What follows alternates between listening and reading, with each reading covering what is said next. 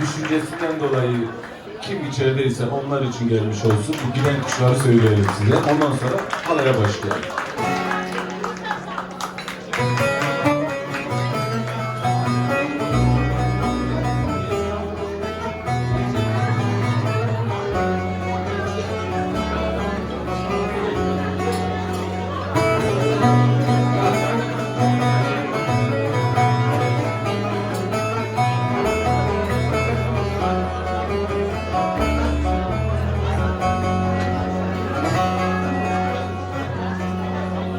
Giden kuşlar dönse bulutlar üstünde, bir selamın gelse baş göz üstünde.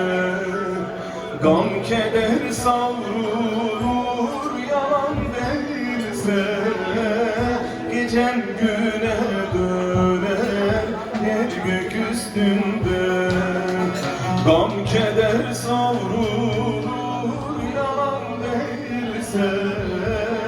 gecem güne döner yer gök üstünde.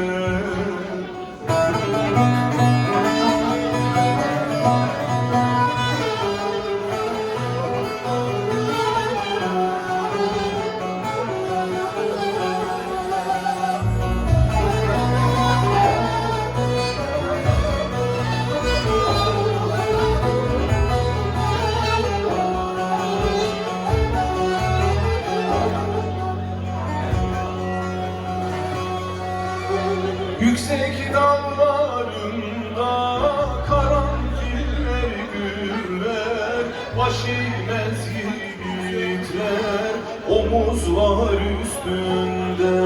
Topraktan beslenir filizler, buğdaya dönüşür başaklar üstünde.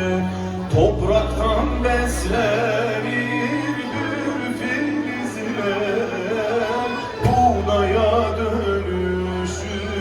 başaklar üstünde.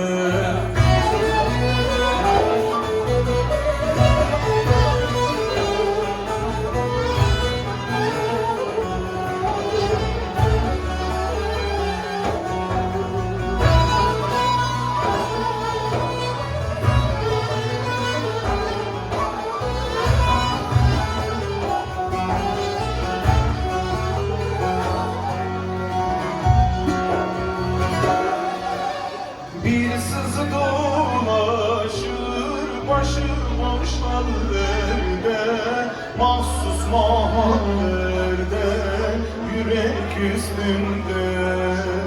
Perçemin vurulur soğuk yerlerde, düşer nazlı nazlı kaş göz üstünde.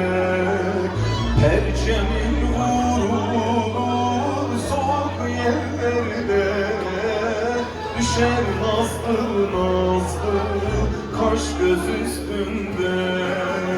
Perçemin vurulur soğuk yerlerde, düşer nazlı nazlı kaş göz üstünde.